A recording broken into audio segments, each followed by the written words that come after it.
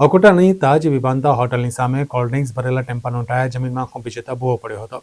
છતાં આજ દિન સુધી આ માર્ગ પર કોઈ કામગીરી કરવામાં નહીં આવતા લોકોમાં તંત્ર પ્રત્યે રોષ જોવા મળી રહ્યો છે. વડોદરામાં વિશ્વામિત્રીમાં આવેલ વિનાશક પૂર બાદ અનેક સ્થળોએ રોડ બેસી જવા અને ભૂવા પડવાની ઘટનાઓ બની. દરમિયાન અકોટા ગામથી મુજમોડા સર્કલ સુધી 1.4 કિલોમીટરના રોડ પર 16 ભૂવા પડ્યા. શનિવારે બપોરે તાજ વિવાંતા હોટલની સામે કોલ્ડ ડ્રિંક્સ ભરેલા ટેમ્પાનું ટાયર જમીનમાં ખૂંપી જતા ભૂવો પડ્યો હતો. ગત જુલાઈ-ઓગસ્ટમાં 3 વખત આવેલા પૂરે ભારે નુકસાન પહોંચાડ્યું. બીજી તરફ રોડ, ડ્રેનેજ લાઇન અને વરસાદી ગટરને પણ ભારે નુકસાન થયું છે. અનેક સ્થળે મસમોટા ભૂવા અને રોડ બેસી જવાની અનેક ઘટનાઓ સામે આવી છે. જેમાં અકોટાથી મુજમોડા તરફના રોડ પર એક પછી એક પડેલા 16 ભૂવાએ ઇતિહાસ સર્જ્યો છે. તેવામાં શનિવારે બપોરે તાજ વિવાંતા હોટેલ સામે કોલ્ડ ડ્રિંક્સ ભરીને જતો ટેમ્પો એકાએક રોડમાં ખૂંપી ગયો હતો.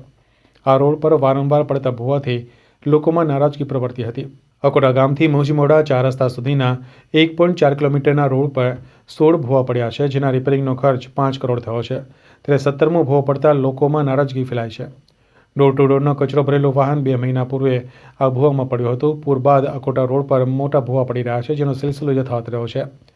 2 મહિના અગાઉ અકોટાથી મુજમોડા રોડ પર કચરો નાખવા જતું ડોર ટુ ડોરનું વાહન ભૂવો પડતા ખાબક્યું હતું. તેની સાથે વેપારી પણ ખાડામાં પડતા ઈજા પહોંચી હતી.